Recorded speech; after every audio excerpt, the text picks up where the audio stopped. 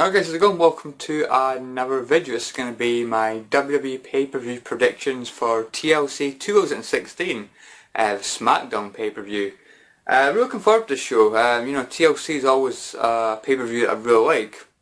Cause I like tables matches and I like ladder matches. Maybe not so much chairs matches, because you may as well just make it a no disqualification match, but instead you're just using chairs. So yeah, I'm not a big fan of chairs matches. But like I say, ladder matches, table matches, really good stuff. And yeah, I think looking at the card, I think it's got potential to be a pretty damn good show. Especially the main event, which I'm really looking forward. But I'm thinking there's going to be a few other good matches as well. But I think I'll really put on a good show. So anyways, yeah, let's go on with my predictions, shall we? I hope you like the new view. I'm not holding the camera this time because last time it looked really shaky. I didn't really like it too much. I was just in a bit of a rush, so I hope you like the new view here. I think it's a bit better. So yeah, first of all guys, we have got the SmackDown Tag Team Championship match between SmackDown Tag Team Champions Heath Slater and Rhino, or I think they're called Beauty and the Man Beast, I think, taking on the Wyatt family and Bray Wyatt and Randy Orton.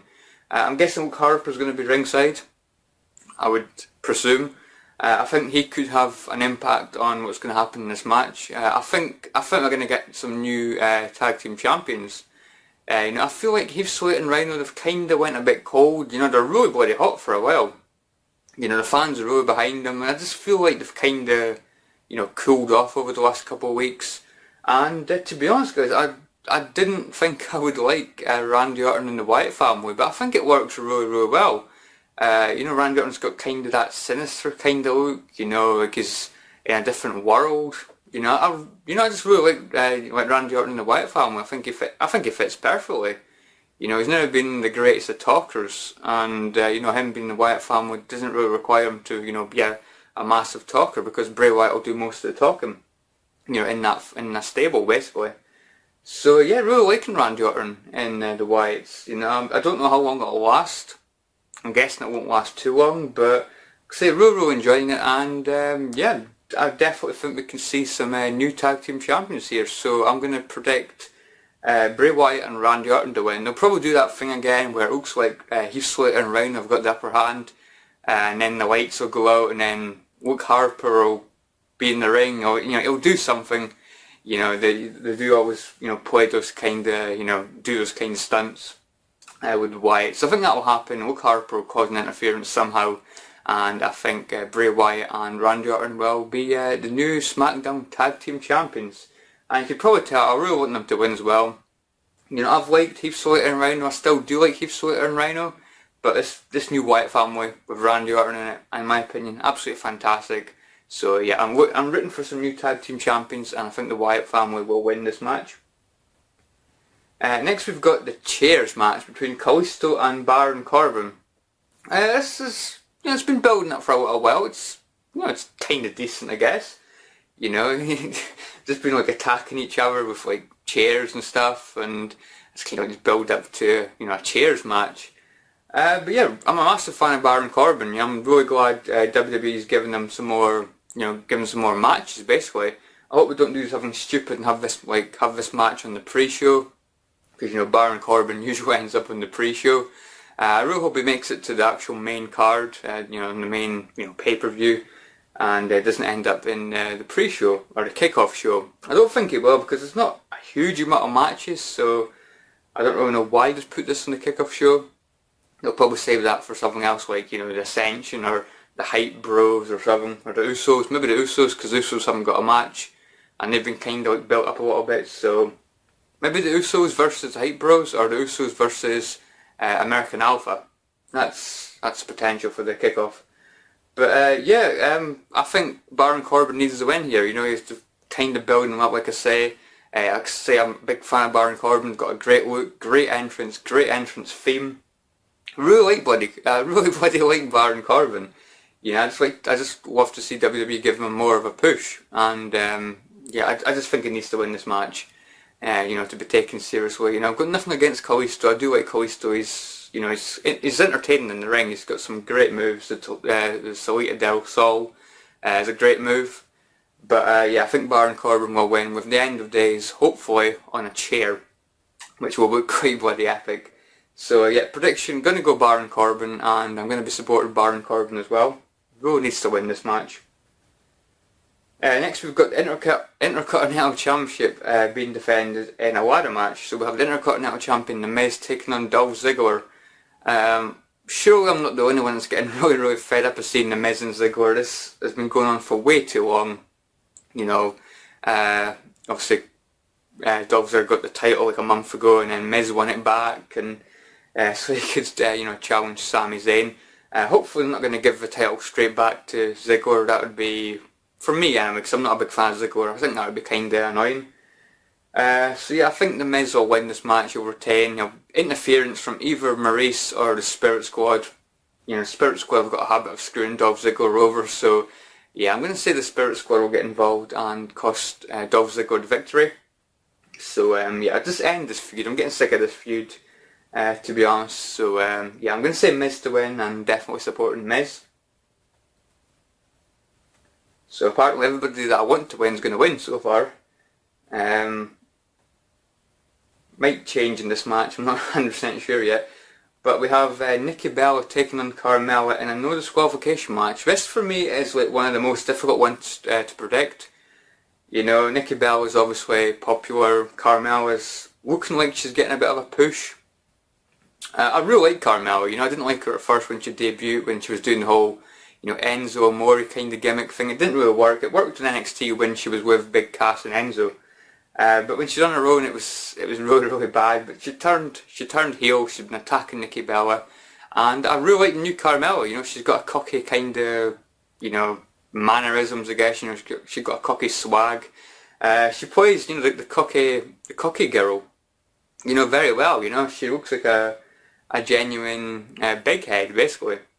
So yeah, I really like her. I really like Carmella. I'd love to see Carmella get the victory here. I'm thinking Carmella will win. I think they'll push Carmella for the title. I don't think, well, spoiler alert, I think Becky Lynch is going to retain. So if they're not going to do, I don't think Nikki Bella versus Becky Lynch, you know, two good girls, basically, two faces. They're going to want to do a face versus a heel. I think once Becky Lynch is done with Alexa Bliss, I think Carmella would make a good next challenger, you know, for the title. And then maybe down the line, maybe have Carmella versus Nikki Bella for the title. You know, it's a possibility. So yeah, no disqualification match. I think Carmella's going to win this match. Like I say, it's difficult to predict, but yeah, I'm going to go Carmella, and I'm going to be supporting Carmella as well. And of course, next we have the SmackDown Women's match, which is a tables match between the Women's Champion Becky Lynch taking on Alexa Bliss. And I want Alexa Bliss to win this match, but I don't think she will. Yeah, I just think it's probably too soon for Becky Lynch to lose the title. And the fact that Alexa Bliss put Becky Lynch through the table on SmackDown kind of indicates that, you know, usually when something like that happens, usually the complete opposite happens at the pay-per-view. So yeah, I think Alexa Bliss will be going through a table at TLC, and I think Becky Lynch will retain the title. Like I say, going to be supporting Alexa Bliss. Really like Becky Lynch as well. Big fan of both these women. But yeah, I'm slightly more a fan of Alexa Bliss. But yeah, I think Becky Lynch will retain. My prediction.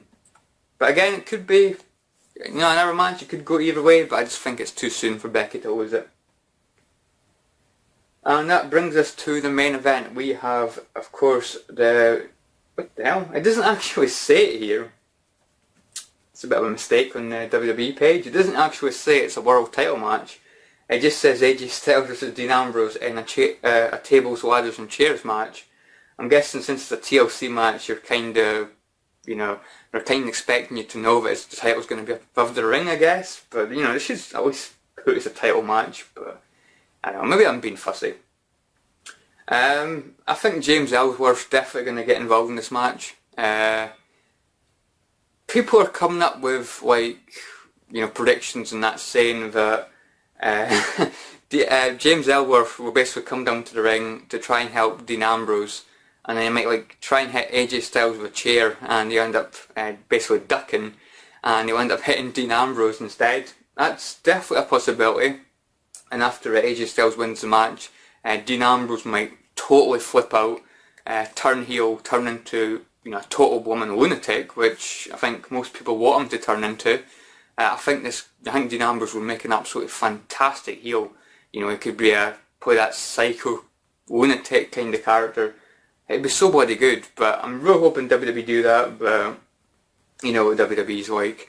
So prediction wise, I'm going to say AJ Styles to retain. I don't think he's going to lose it back to Dean Ambrose.